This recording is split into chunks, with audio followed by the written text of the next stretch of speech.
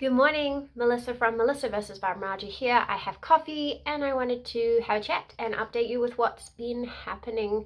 Let me know in the comments below how you are. I hope that you are keeping well, whether you are transitioning into autumn like me in the southern hemisphere or whether you're transitioning into the warmer weather in the northern hemisphere. I know that both have their complications as well as their benefits. So I finally saw the endometriosis specialist, and he knew a lot, and he talked me through all the things about endometriosis, which was wonderful. He actually even knew a bit about chronic fatigue syndrome and fibromyalgia and post-viral fatigue, and so I've got a lot of things to update you on.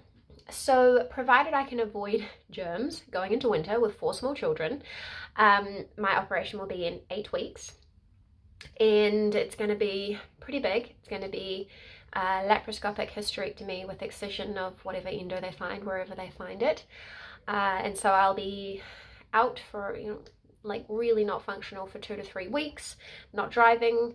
So we've got a lot of plans we've had to put in place for the kids. So thankful for all the help that we have, like just incredibly thankful. I don't know how we would manage it otherwise. But then after that, I was warned that for a good 2 to 3 months I'll have less stamina because my body will be taking everything I've got for healing internally. And I was like, great, what stamina? So I'm prepared to be even more tired than I am now. So I don't know, 2 naps a day. But after that I'll get to build up again. And I've done it before. I've done it after every pregnancy, so I can do it. It just takes an enormous amount of effort, and it is very sad to be losing how hard I've worked, especially physically. So I'll have to start right from scratch with my yoga and my walking again, and just all these things that I've come to take for granted. Actually, I don't take them for granted. Like I do them without too much thought, but I'm super thankful at all times. So yeah, there's that. But then I can put all of my things in place. I have to be really smart and really careful. And I'm not very good at listening to my boundaries. And it's usually the pain and fatigue that takes me down. I'm not very good at being proactive. So that will be interesting to see how that goes. But I'm looking forward to the operation.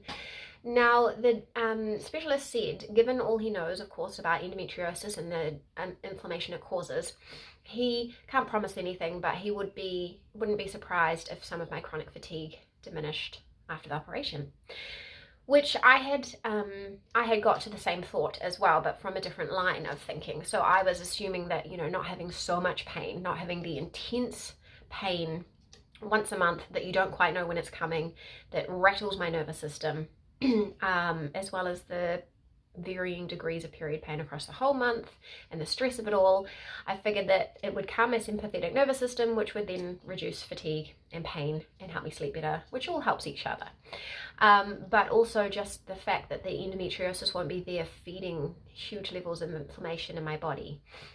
So I'm really excited to see how it goes, like super nervous about the operation and the recovery, but really excited to see what happens afterwards. And I'm going to be really careful as I can with 4 small children. But one thing I'd like to focus on after I've finished healing from the surgery and before I get back to work is I'd really like to work on some strengthening. So I'll have my physiotherapist work with me to help me do some muscle strengthening.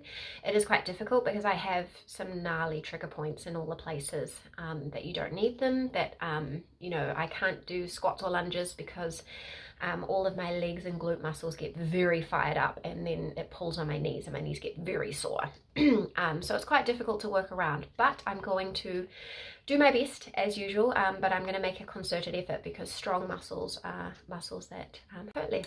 So I'm quite excited about the challenge. I have had to make a list of things to do because I am someone who likes to be active. But the first item on the list is watch all of New Amsterdam. The second on the list is watch all of The Resident.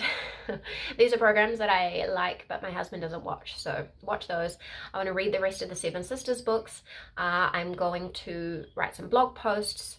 But one thing I wanted to ask y'all is you know, the recovery from surgery and improvements, is that interesting to you? Would it be helpful to you if I film some videos, kind of progress updates of how I'm going, how I'm recovering, how I'm building back up again? Let me know if you want me to write some blog posts or film some videos about that in the comments below, just so I know if it's worth my energy. Happy to share if it helps, but don't want to use my energy for things that are not helpful. But I have a long list of things to do to tidy up the blog. The blog is a mess. I've got over 300 blog posts there and multiple pages, so it's just a bit of a mess. So it'd be good if I can clean it up.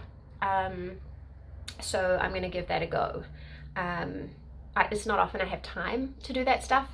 So yeah, we'll see how far we get. But that's where we're at. Let me know if you have had endometriosis and fibromyalgia or chronic fatigue syndrome and then had surgery for the endometriosis. Did it improve your overall symptoms? What were your best tips for recovering? All of these good things, please share them with me, and I'll catch up with you again soon. Bye.